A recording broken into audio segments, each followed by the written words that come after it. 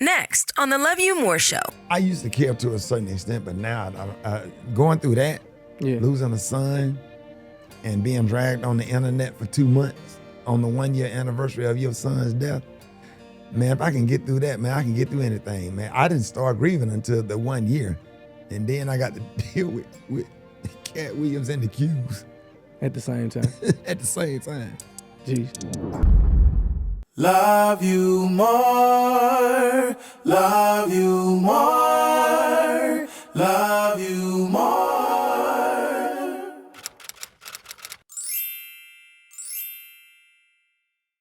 Hey family, Willie Mo Jr. here, and welcome to another edition of the Love You More Show. Now look here, I done put on some clothes today. I'm gonna be honest with you, this is store-bought. All them little customs that I had grew up out of them, but I'm losing weight. You see, I'm trying to, you know what I'm saying, slim it up just a little bit. And whenever I put on clothes, I've only put on a few clothes for a few people. One, Bishop Bronner. I wore a suit then in the KD. I put a suit on. Bishop said, you didn't have to do that. I said, you weren't finna out upstage me. Huh? You got hair on your head. Huh? Bald head ministry over here, you not about to do that. But thousands of people watched that episode. But when I had the opportunity to interview one of the most encouraging people that in my radio life that I've ever encountered, let me tell y'all a little secret. They was like, Ricky, he don't talk to nobody. He just try to do his work. I said, well, he just don't like y'all evidently because he don't see nothing in you, because he always giving me something. He's a comedian. He is a radio personality. He is a TV star. But more importantly, he's a man of integrity with old school morals that I adore. It's my brother from another mother, the one and only Ricky Smiley's here. What's going on, champ? What up, man? Thank you for having me. Man, listen, I'm trying to get my posture together. Yeah. Because Look I put on some clothes. I'm over here because you built up like you act like an action figure. I got this little gut. You know what I'm saying? Tell me all that. At this age, Yeah, I need all that. all tight. I'm finna do some push-ups when I leave here. It's all good. Baby Gap. Yeah. It's all good. It's Baby Gap. It's brought to you by Baby Gap. Oh, this is gonna be a long interview because a lot of people, when we get together, there's always something. Yeah. You know the one thing I love about you is that you're nice. And you know that one thing I don't like about you. What? Oh, I know. You know, every time I see you, you go to hopping and jumping. Yeah. I just be praying one day that you just be like, Will I be getting tired of you? come on, no. Every time they see you jumping, I come in the studio as soon as I see you. Yeah. You know I know Dark Nasty. You know, Dark? Yeah. So here go the Dark thing. pledged me. I know. You come, every time you come in the studio, like you putting on some lotion. Now y'all got the new. Wait a minute. The new little thing y'all do now. Hey, I don't know what them What happened new, to the Canes? Listen, I don't know what them new little young boys doing when they doing that But little it's stuff. smooth, Right. though. It's smooth. It's smooth. I tried to do that. I with think them that little came young out of boys. Beta Zeta chapter. Those Alabama State Really? Capitals. I think they started that from what I understand, what I was told.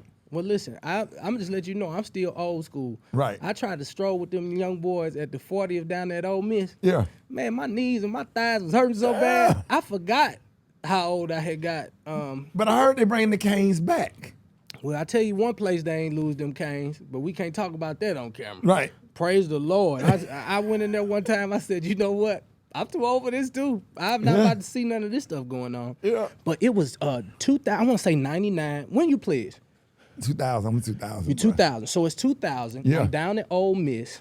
And you played at Ole Miss? Yeah, so I went to Ole Miss. Okay. I seen you. I played in Mississippi. I seen you. Yeah. That's when it was on Jackson Avenue. It was the Walmart in the mall. They had a Belk right there. Right.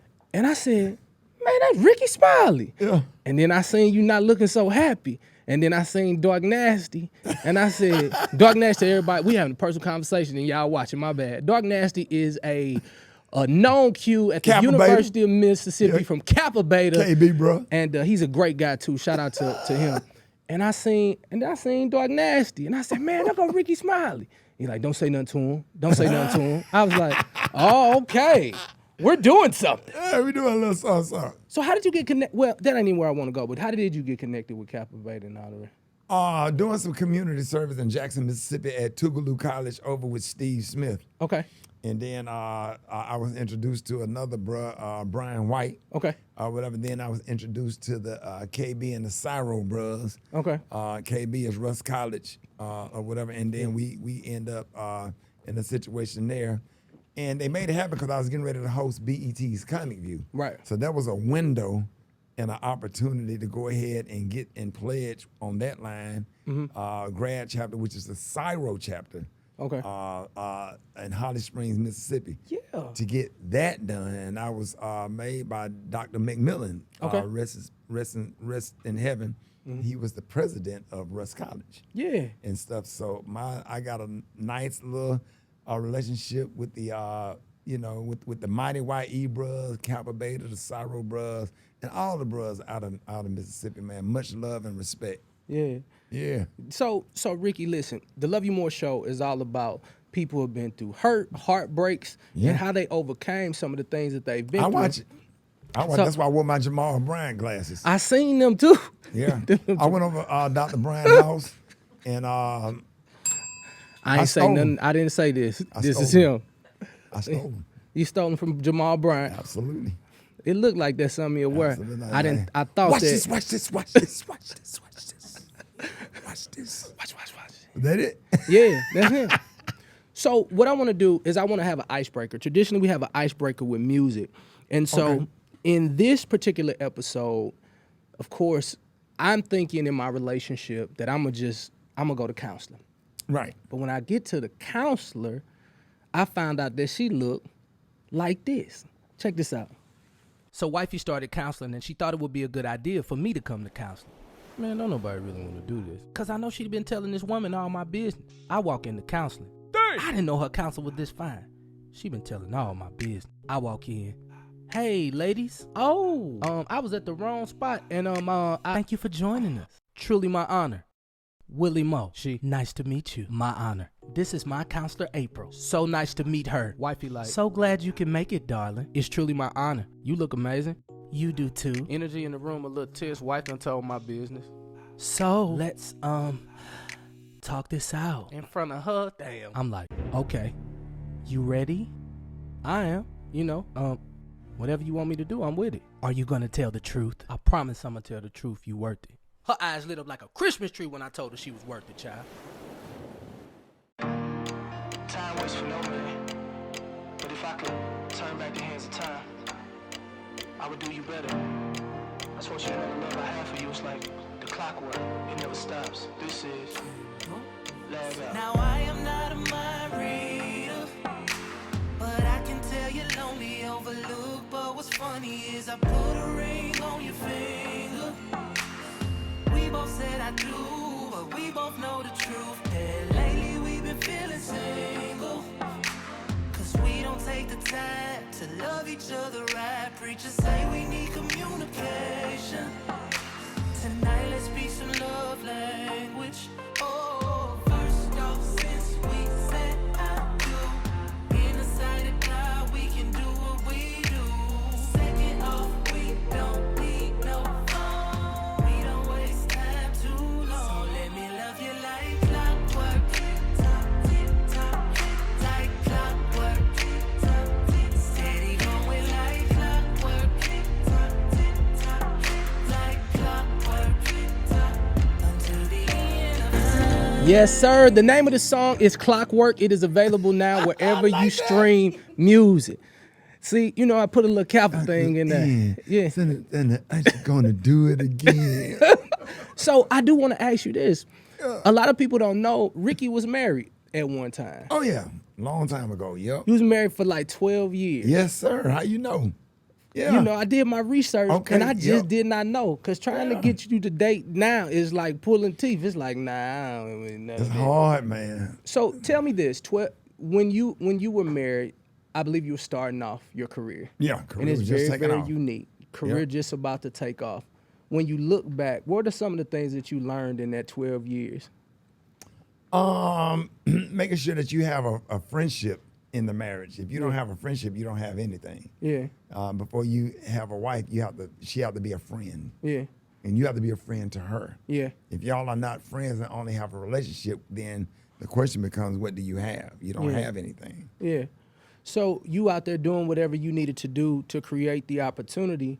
Like, how does a man balance like career and taking care of family? Because I personally know that there are so many people that you have helped in your family. You know, we used to make a joke about it. Like, you know, whenever somebody has some kids, they just knock on the door, ring the doorbell, drop them off to Ricky, and just expect them to raise them. So how does one balance? Just making time and getting, you know, putting people in place to help you. You have to have some assistance. You have to find some aunts, you know, with that grandmama vibe that make some good cornbread or whatever, and that's gonna also help with the discipline and the structure, or whatever. You just have to have somebody with the same mindset, because you're the disciplinarian, you're the man. You know what I'm saying? That's not an easy job, because parenting is not a popularity contest. And most men don't care.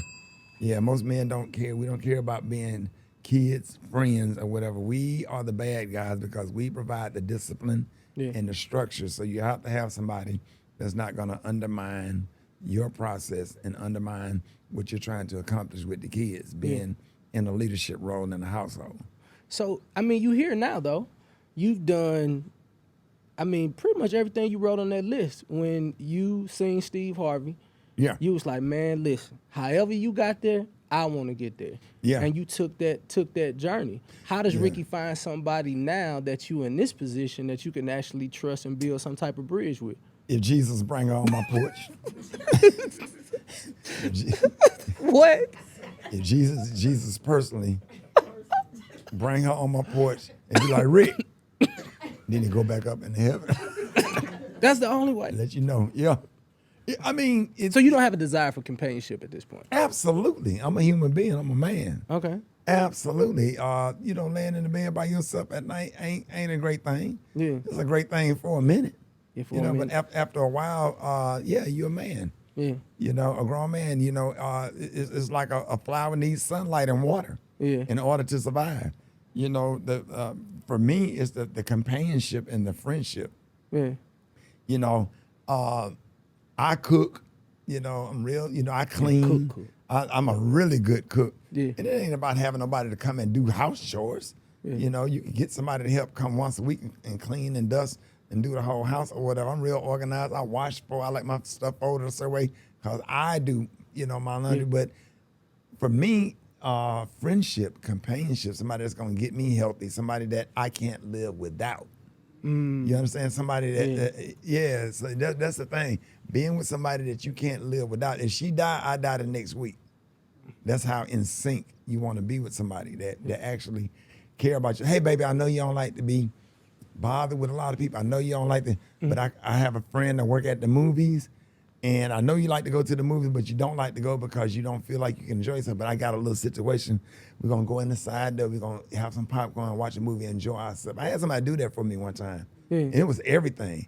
I had somebody, you know, hey, let's go out to dinner.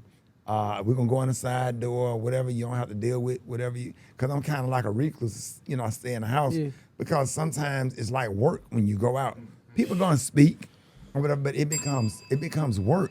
Just going, you know, to dinner. But somebody set up some little situations for you, things that bring you happiness, or whatever, a fishing trip, or some things that you like to do, and that's real friendship and that's happiness. Or even you enjoying something that she like. I'm open to that because it's not just about me. Right. You know, it's about her too.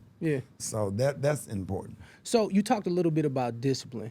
And I think you and I had this in common. I was adopted when I was 3 months old. My dad's 92 now. And if you ask him, how you doing? He gonna say, hell, I ain't never had it so good. I said, Daddy, why you ain't never had it so good? Man, I was a sharecropper, man. Hell, I go in here, and I'm just happy to do it. But he was a disciplined man. He was an Army guy. Then, of course, my mom's, you know, she been 35 years. Black don't crack, beige don't age. Let's get that out the way. But she's 82 years old. So I grew up in an older family, so my structure and thought process is like different. Literally 35. I was like, she live in Atlanta. Listen, Atlanta, the she only not city gonna where sneak can you through actually no be- side door. You could be older than your mom.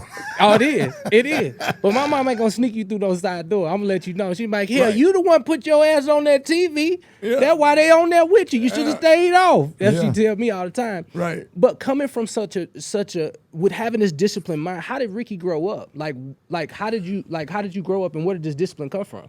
My grandfather was military, but he Okay. wasn't military-ish. It was just simple discipline and structure. Yeah. And he didn't play, but he was loving and kind Yeah. and warm. I wasn't scared of him, but I had a healthy fear of him. Yeah. I was more scared to disappoint him Yeah. than anything. He wasn't the one to take the belt out every time you do something, whatever. You just knew not to do it. Yeah. Because you had respect for him. Yeah. And learning stuff from him and being on time. I've been doing a morning show. I've been doing morning radio over 25 years. Yeah. I have never used an alarm clock a day in my life. Wow. Never. Because To my this day? granddaddy taught me if you go to bed with your job on your mind, you're going to wait. If Chris Brown was performing or whatever, and that show was at 5 a.m., you're going to be up in time to go see Chris Brown, right?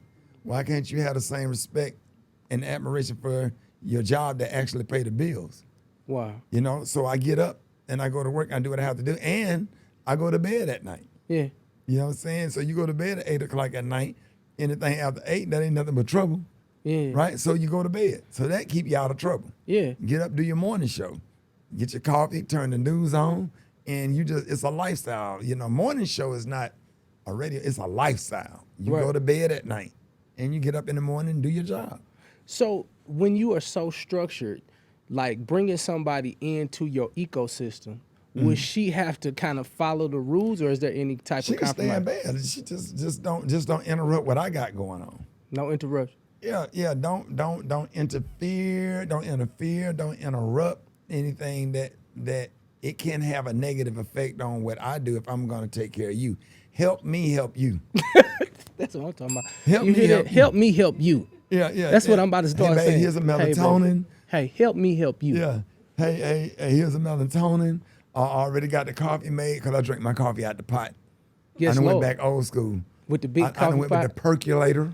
Yeah, with the Where the coffee pop up in the little glass and it turn up. Bloop, bloop, bloop, bloop, bloop. Yeah. bloop, Do bloop, it. bloop, You got bloop. it set in the morning so it just hit before you get there. No, bro. You ain't old You enough missing the yet. whole point. Hallelujah. I turn the stove on and put Oh the no, coffee. you don't. Bro, you can order off Amazon. Bro, don't stop talking to me. Amazon for $12.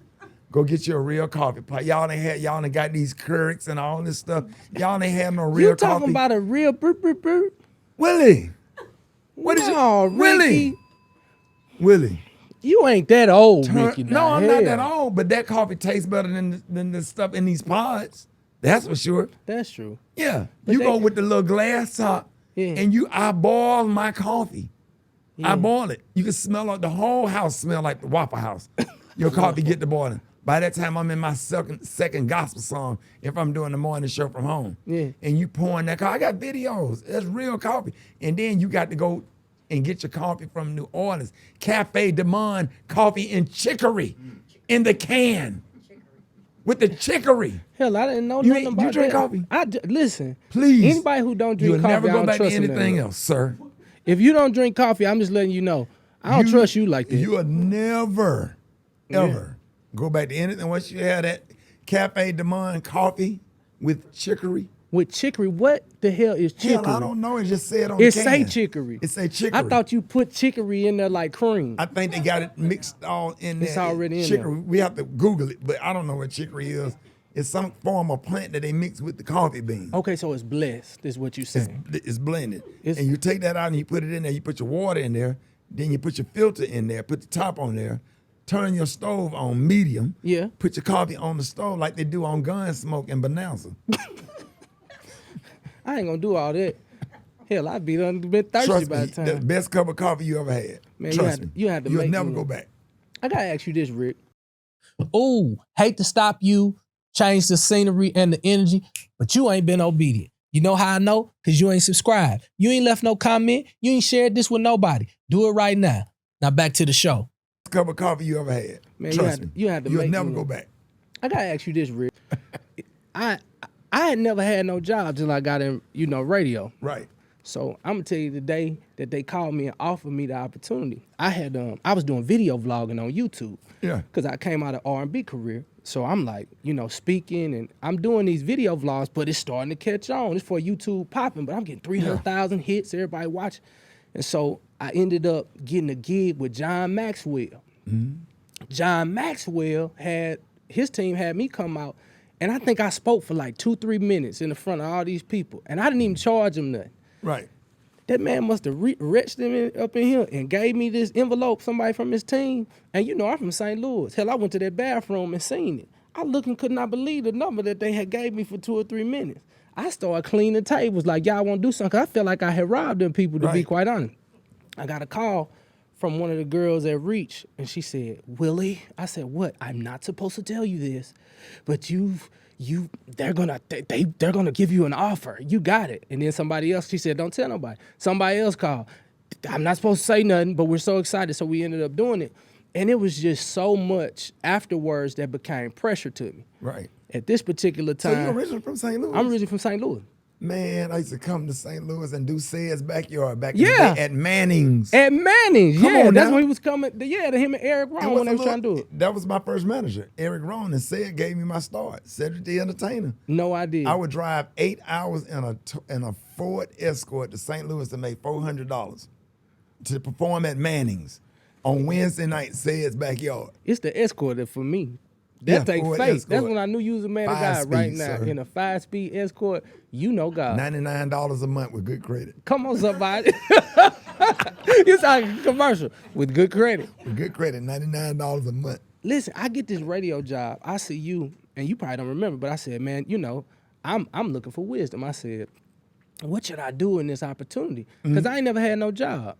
That lady in HR asked me how many days, whatever. I said 40 days, 40 nights. Like Jesus, hell, I don't know, Right. what to do. I didn't know what to do. Like I'm a club promoter. That's what I was used to. And you pulled me to the side. I never forgot this. He said, man, you got a beautiful family.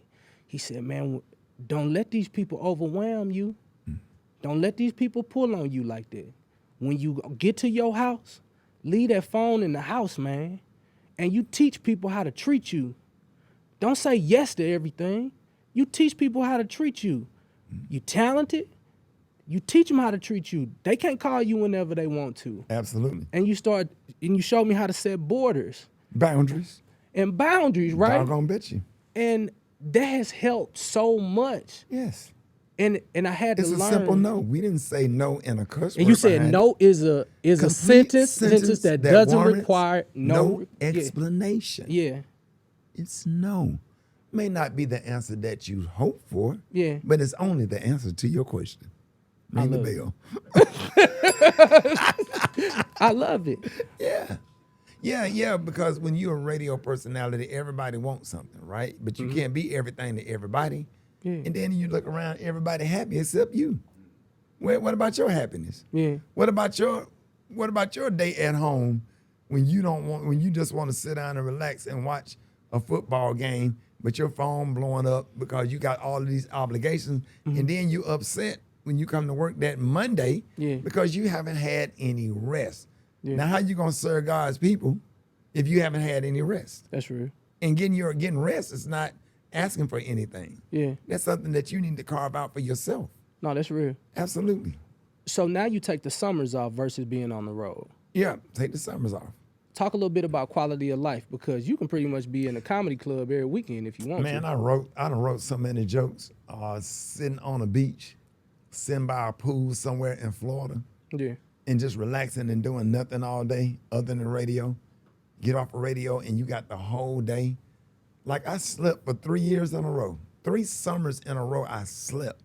Every day when I got off the air, I was so tired. Yeah. You know what I'm saying? And you know what made me do that? Yeah. I was sitting in Atlanta airport.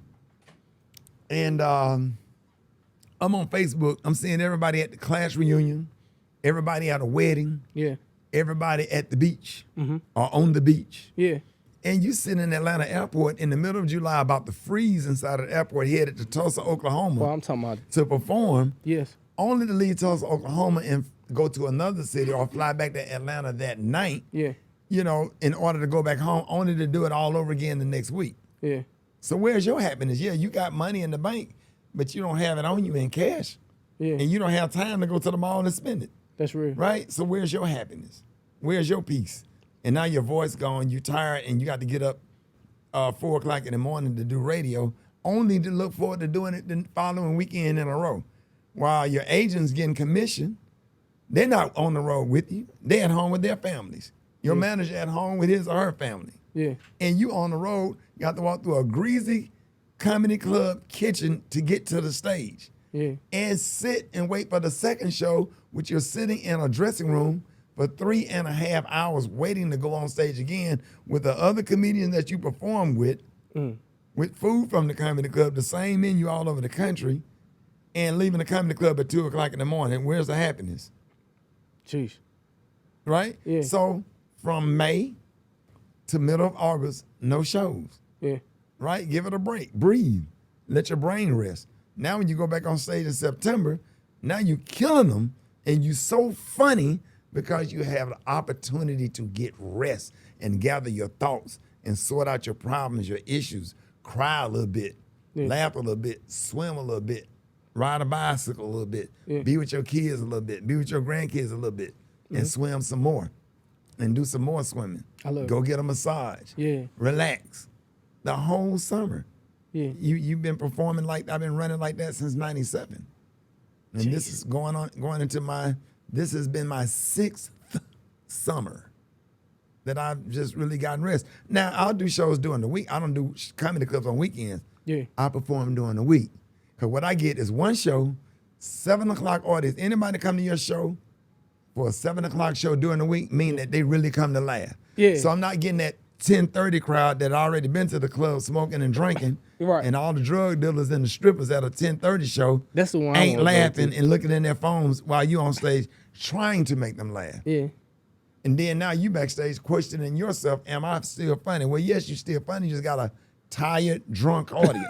You got a tired, drunk audience. And I do church engagements Come on. and different events that, P&G type of events. Yeah. A PNG type. P&G type of events, yeah. So this is my bigger question. So you set these boundaries for yourself. You set up these borders for yourself, and you now have this beautiful runway, and you have this beautiful time to do what you have to do. I often see you with My grandson. Your grandson. I see him with you, and you're pouring into him, and I'm seeing a new joy that you have on the inside and the responsibility taking care of your grandson.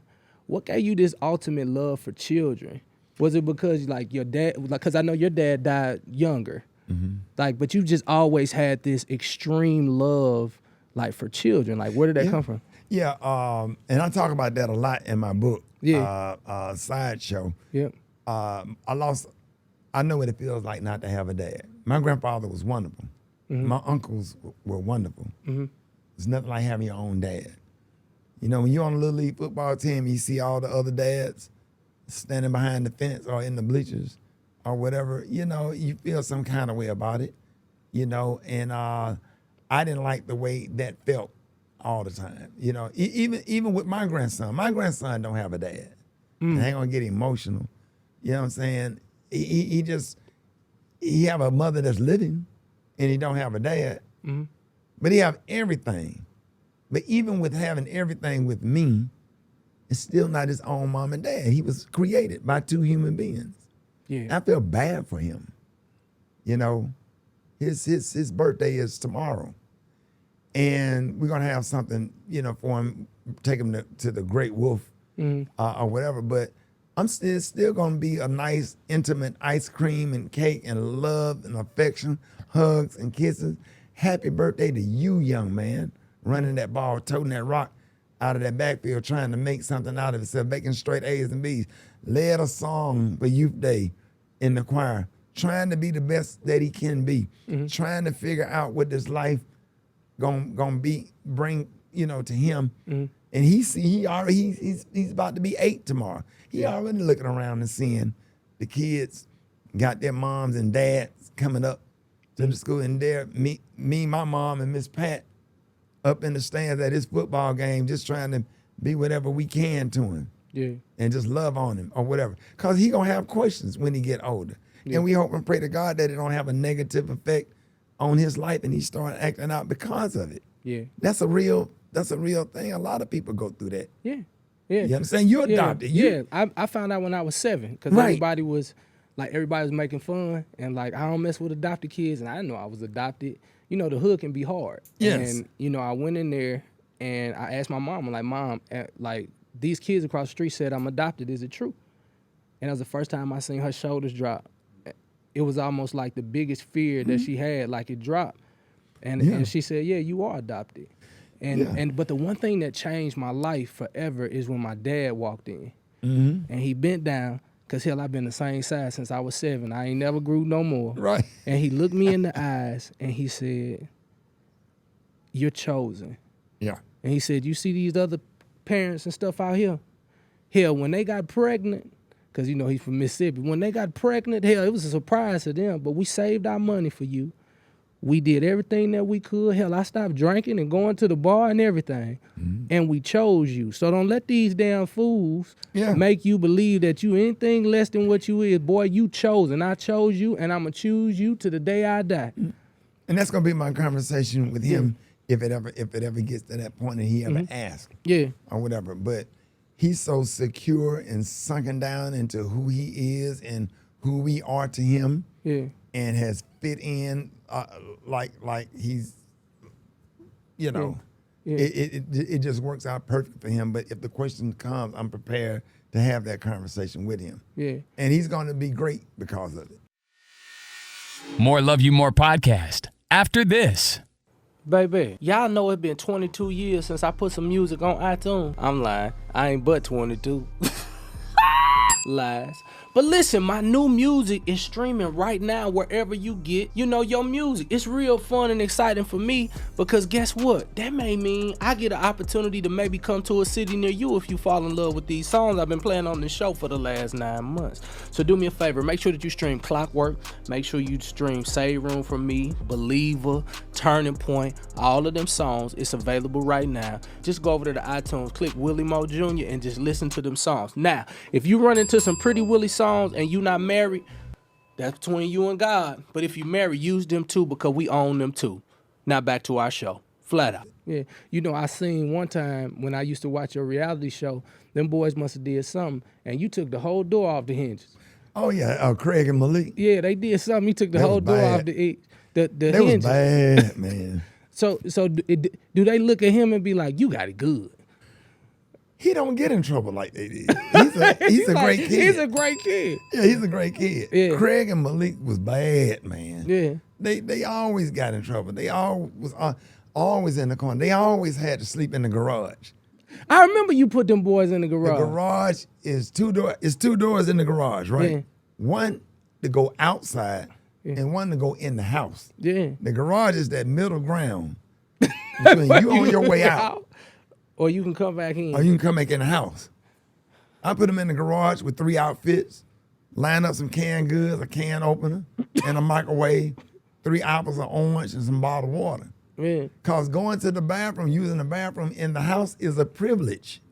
Yeah. It's a privilege. You're not entitled to that. It's not yours, right? Yeah. I need good grades. I need you to cut the grass. You got chores around the house. Mm-hmm. All that stuff. Yeah. You know, I taught my boys. My son, 23. Craig is now 26. He turned 26 August the 2nd. Yeah. They never say, hey, Dad, or hey, Unc, can I get somebody to say, hey, Dad, hey, Unc, do you have some work for me to do? I need $150 to pay for this, that, and whatever. Like my son to come home and work in the yard all day. He's in grad school at Alabama State. He never asked for money. Yeah. You know, if he have a medication or something, that's different. But, you know, he'll come home and work hard. He had a good girlfriend. Him and the girl was out there working in the yard, raking leaves and all that stuff where they can have money to put in their pocket to go back to Montgomery to go to homecoming. Jeez. I said, you got your real one right there. Come on, man. She out there holding the bag while you raking leaves in the bag. Come on. Man, you got a real one, boy. Or she know where the bag is. She want to help you get there. Now. Come on. Keeper. She's a keeper. Yes, she is. You know, you spoke about the book. I got a chance to read through it. And I got to chapter 10 on the books. Make sure y'all put the JPEG there, man. Sideshow. And I got to chapter 10. And you know, I care so much. Like, I don't even know why I care about you as a man so much. Like, you ever met them people? We have a bond. Yeah, it's like a bond. I'm like your older brother. Yes. You came to the radio station asking for advice, looking for advice, love, affection. I treated you like we hired you ourselves, and there was no reason not to be nice to you. I'm not threatened or intimidated like some, or won't give information. I even turned you on to some people. Yeah. Some people when I saw that you were serious or whatever, and you took every little thing that I told you and look around.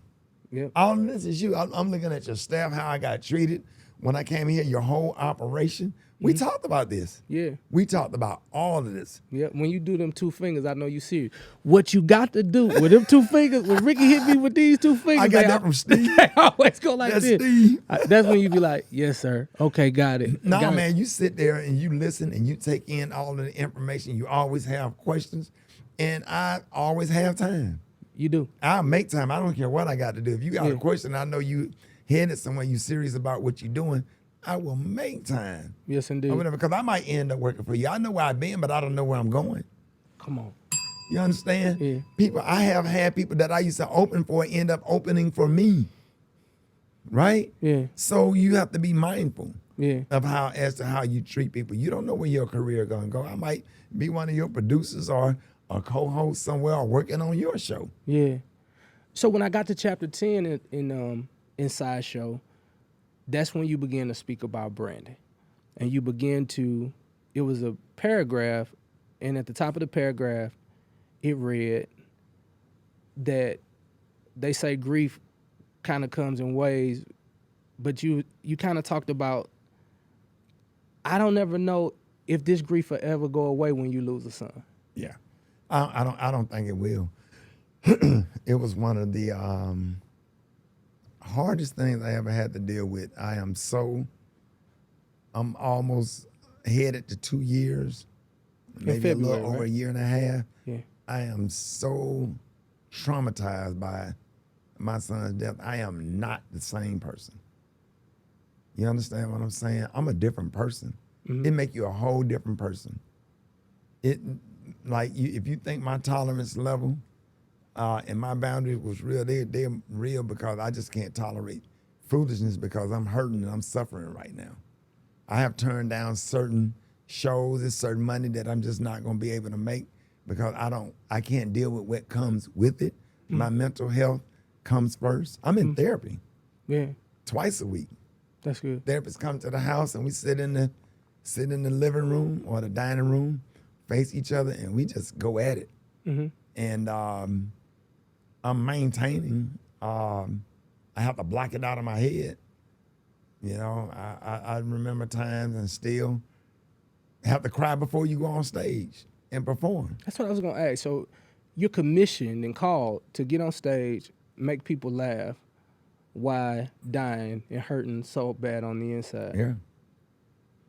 You gotta blow your nose and go on stage. You gotta go in your dressing room and cry and blow your nose and make sure ain't nothing in your nose and clean yourself up and take your butt on that stage. Ask me why. Why? Because their kids died too. Wow. Their mamas died.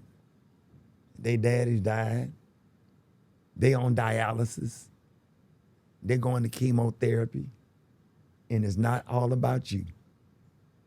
Until much is given, much is required. And if that's the cross I have to bear to bring some happiness to somebody else, and God looks at that, God honor that.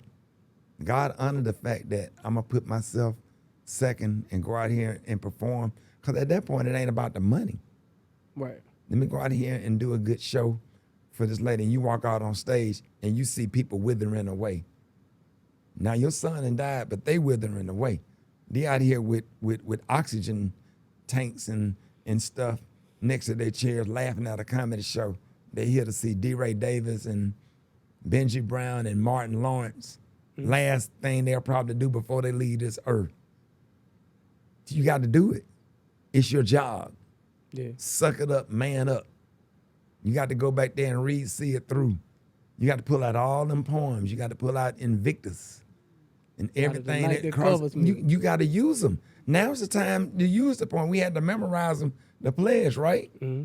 Right? You had to learn Invictus, right? Yeah. Now it's the time to use it. Yeah. You understand what I'm saying? Yes, sir. I talk about it in the book. I had to challenge God. I had to show God that I was faithful, because I thought about Job. Mm-hmm. So when my son died on a Sunday, that Wednesday, it was like take as much time as you need. Where were you when you got this call? I was in Dallas, Texas, in my apartment alone. And I got a phone call thinking it was my son, because we hadn't talked in a long time because I was mad at him. And his birthday was coming up. My goal was to talk to him before his 33rd birthday. And I talked to my mom. I called my mom that morning and said, have you talked to Brandon? She said, I'm finna call him now. My mama called him, and she talked to him Sunday morning. And she said, okay. She called me back. Mm-hmm. She said, okay, I just talked to him. We're going to go to church. And then after we get to church, I'm going to fly back to Birmingham tomorrow. And so me, you, and him, we're going to sit down and talk Tuesday. So then I got a phone call from Brandon. I'm just thinking that he's calling just to confirm what him and Mama was talking about. Mm-hmm. And I said, hello? And it was his girlfriend on the phone, said that he had OD'd and he is on the way to the hospital.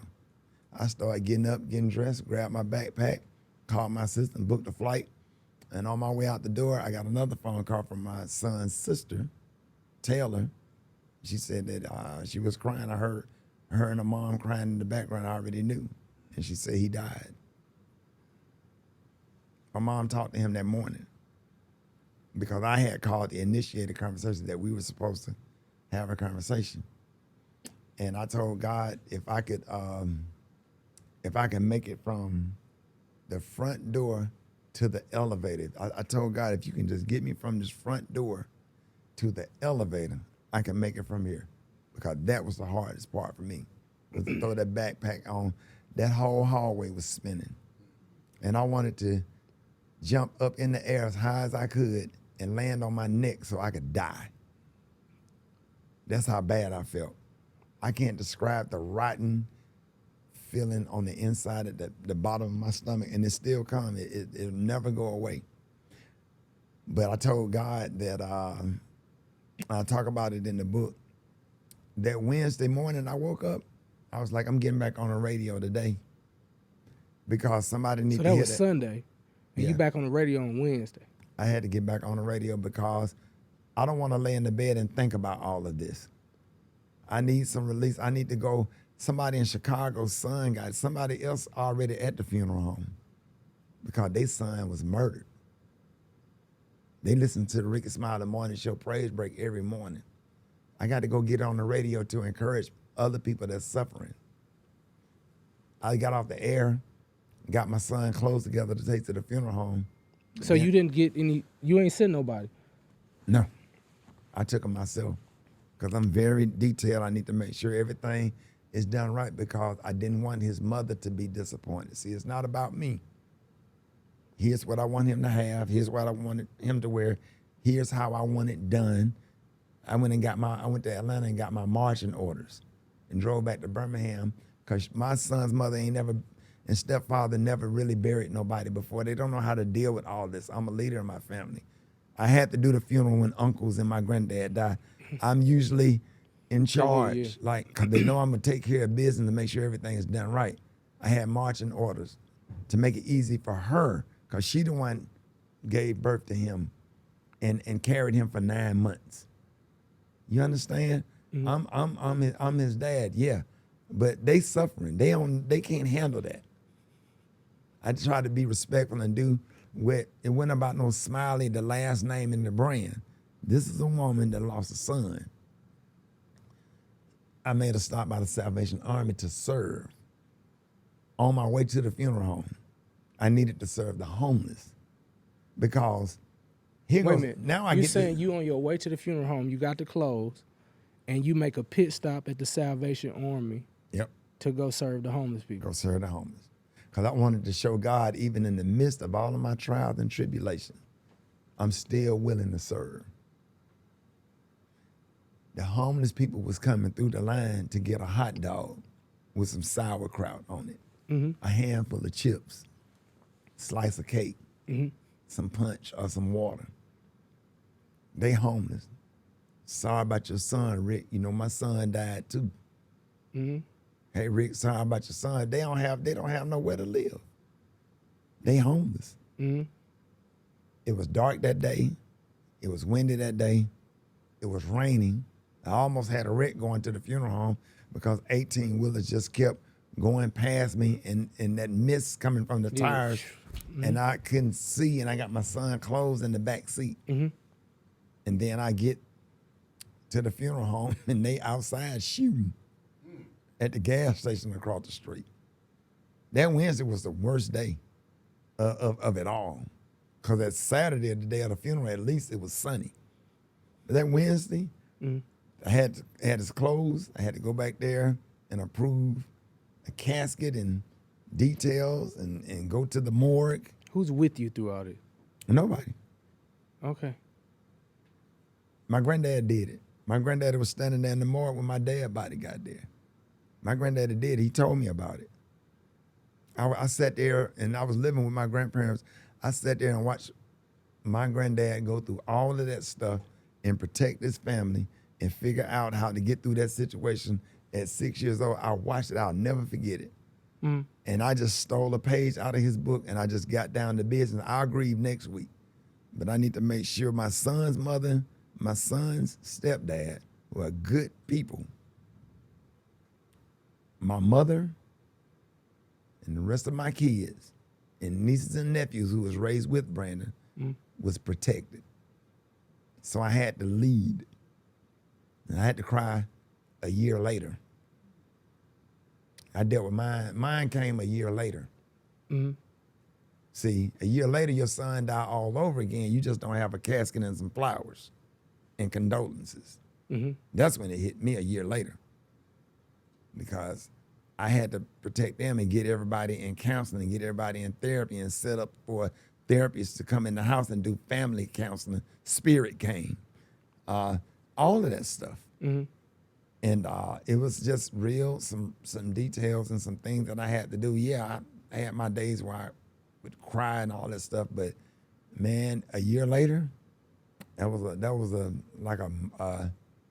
had to move to Florida temporarily because I couldn't be in the house. So that was rough. Yeah. And it's still rough. So I just can't imagine what, and I'm a man. Yeah. I can't imagine what all these women going through whose sons get killed. My son wasn't murdered. I don't have to go to court. God, it's beams of sunlight coming through all of this big dark cloud. God giving you all of these beams of sunlight. Well, you don't have to go to court. Well, you don't have to face your child's murderer, right? Well, you do. You can go to a beach and get on a boat and go fishing, and get out. All of these people. It's a lot of people. Kids get killed, can't even bury them. A lady in California, both of her sons were killed. I got 2 boys too. Both of her sons were killed, and then she didn't have money to bury them. A week after Brandon died, I had to send money to LA to bury 2 more kids. I didn't get into the details. It just needed to be done, and we just did it. I never met the lady, never talked to the lady. The lady probably don't even know that I did it. Wow. We sent that money to the funeral home to make sure them boys was buried because I felt the pain. I just couldn't imagine had it been both of my sons. And it could have been. But God just had so much grace and mercy that he spared my other son. So here goes a woman that lost both of her sons, and you have the resources, so you need to do the right thing. I didn't have to do it, but I did it because it was the right thing to do. And I never talked about it until now. So Rick, you have to go through all of this, and then of course you're going through therapy and counseling. But do you think you actually really just kind of took a break to process all that stuff? Yeah. That's what therapy does. That therapy, I talk about it in the book. I'm just encouraging people, man, to go and get the help that they need. Yeah. Because you can break your knee right now. You can run out that back and somebody tear your knee up, and you can go home and sit there and open up your Bible and pray all you want to. But until you go to a doctor, and get that knee X-rayed, and get a brace on that knee, and get whatever knee replacement you have to get in order for the knee to heal. And the brain is a muscle just like the knee. Right? So you have to get a therapist, because God created therapists to help you process your pain so you won't go crazy or you won't fall into depression and stop eating and you start having health. Some people don't survive their loved one's death. So I got to figure out, how am I going to survive? How am I going to live? What do I have to do? I need to go get my mind right so I can work, because bills have to be paid and other people have to be helped, because that's my calling. That's what God called me to do. And am I making any sense? No, it's real. I mean, I do understand it. I just see that many times, especially when it comes to men, you know, I say men, and I just see sometimes that they carry the load that others should also be able to help with as well. You know, like I seen my dad, like they see me and they, man, he be working, because I seen him work 16 hours a day. But then I turned 40 and the doctor telling me like, hey, bro, like you got to get some rest. You got to do that. But it was like, this was all that I seen. And then that's how the show came up. I'm like, I got to love me a little bit more. I got to love me and say, hey, man, as much as I want to take care of everybody else, man, everybody got to be responsible for themselves too. You know what I mean? And then Willie, the insult to the injury. You know, it was a lot of time. A lot of people stabbed me in the bullet hole. See, you think death is one thing, but what about the insult to the injury? The people that do you wrong and that's insensitive to your grief. So I seen that in January or whatever time it was. And I was like, man, my brother's grieving. So when comics sit down and they decide to just be as flamboyant and transparent or however they feel, I think oftentimes we don't necessarily understand what people are going through. And these are like your colleagues, people that you've seen before, that you've worked with before. How did you process that without retaliation? I ignored that, because that has always been that. You know what I'm saying? Everybody's just not going to like you. You know, but boy, when your frat brothers jumped on the bandwagon and did it, that hurt me. That hurt me. People that you knew. Your fraternity brothers. Yeah. People that I didn't know that was members of the same organization that I'm a part of, and made T-shirts and memes, put you on websites and cat this and cat that and all that stuff. Everything. That's a whole nother episode. In a conversation that I'm open and willing to have. Not my chapter bros. Of course not. My chapter bros, my Cyro chapter bros, YE bros, and the chapter that I'm a part of, Alpha Phi. But it was a lot of that broke me.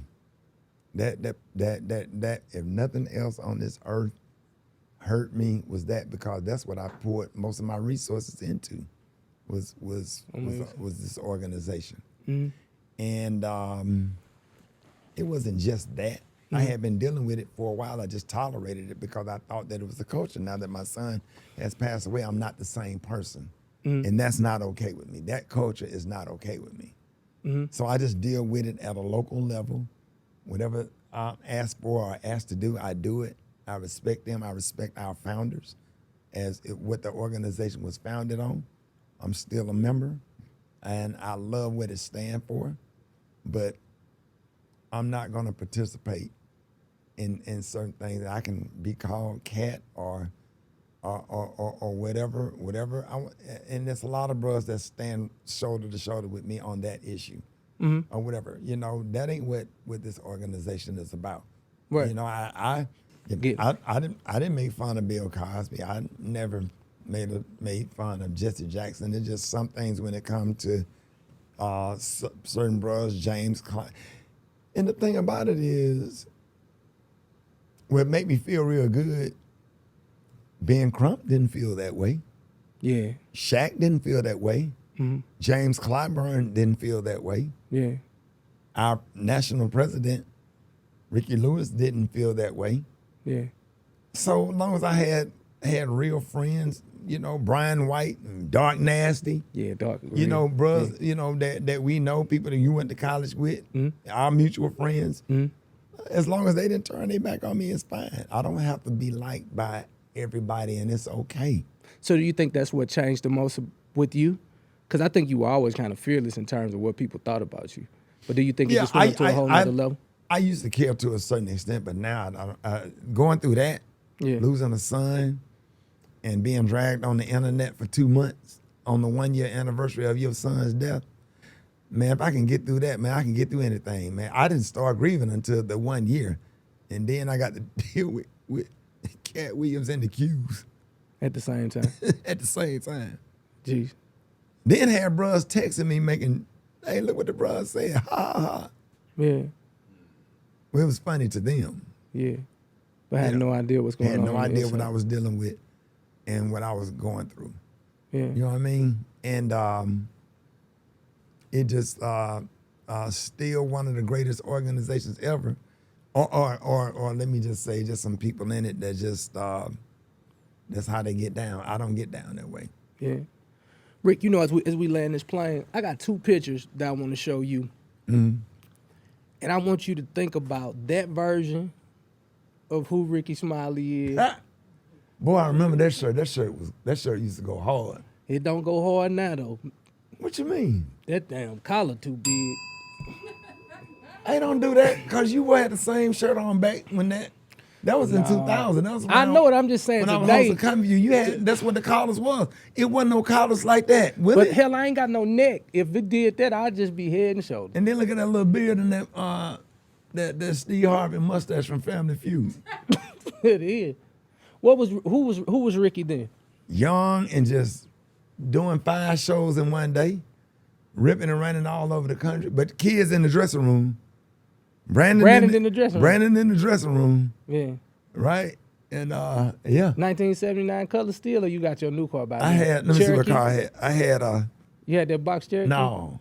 I had just bought a Ford Expedition, Eddie Bauer version. What? With the little brown at the bottom? Eddie With Bauer. the silver rims? Willie, stop what? talking. Willie, end the interview. You was rich. You was hood rich. Eddie Bauer, in the interview. I'm done talking.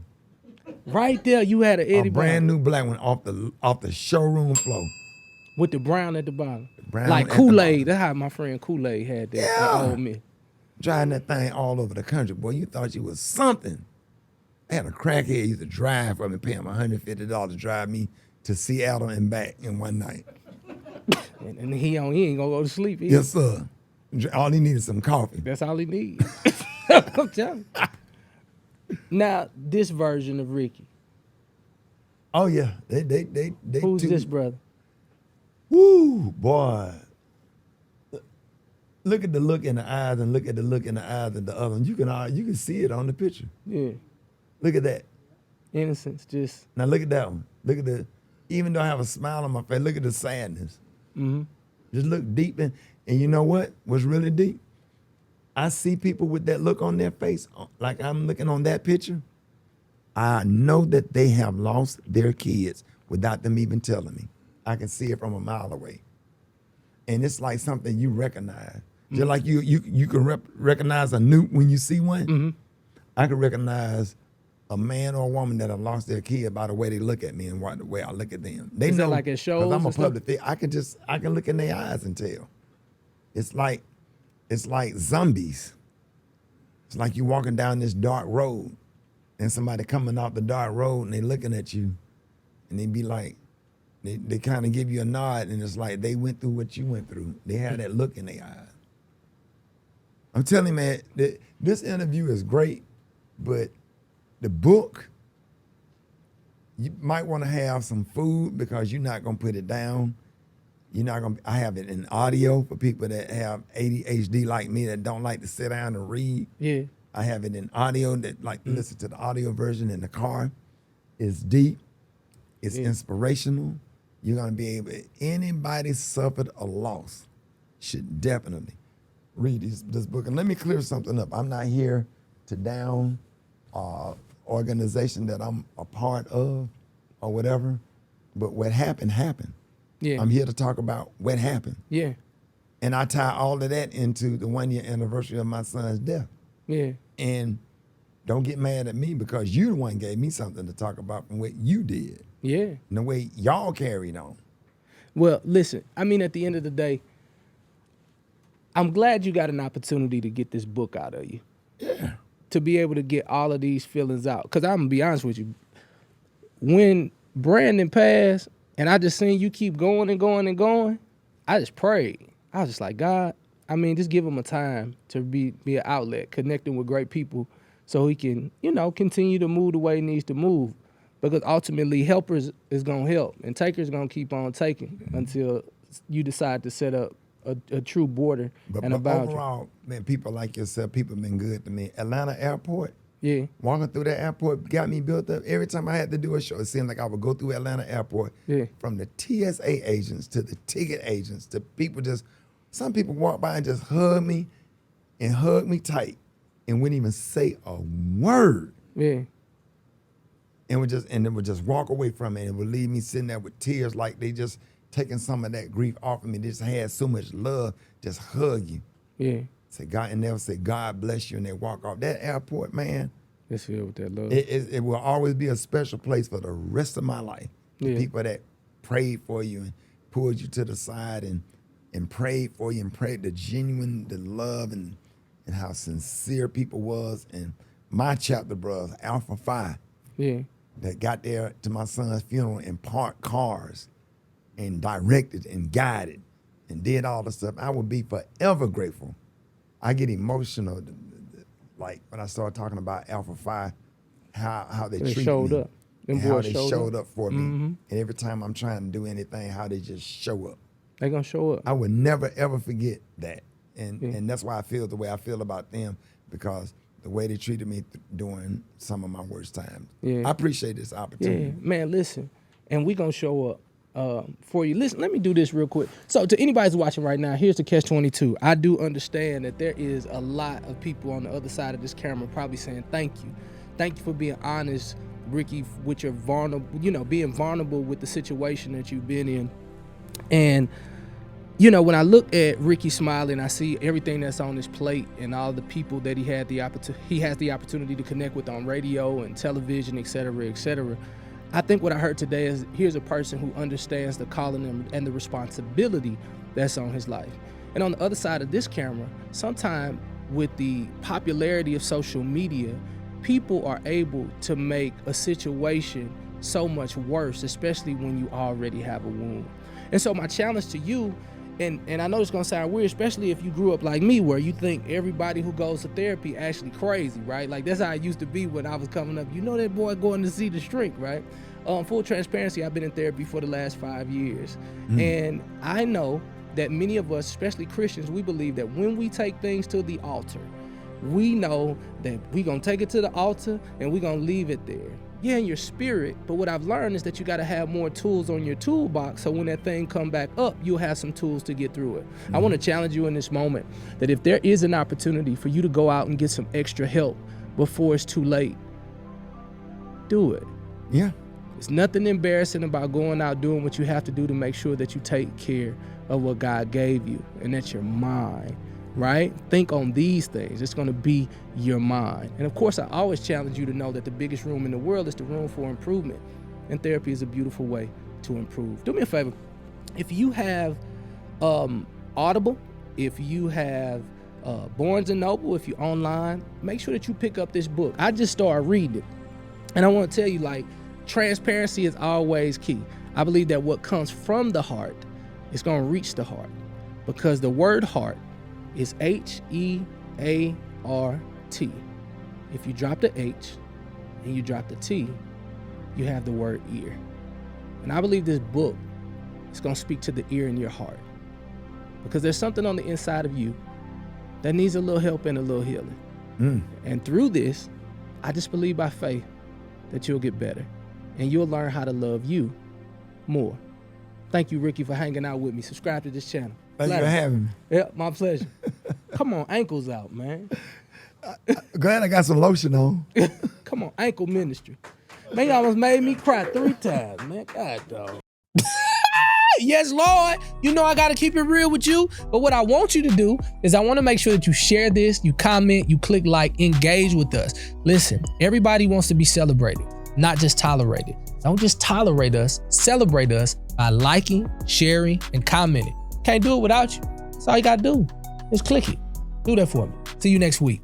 Flat out. Love you more, love you more, love you more.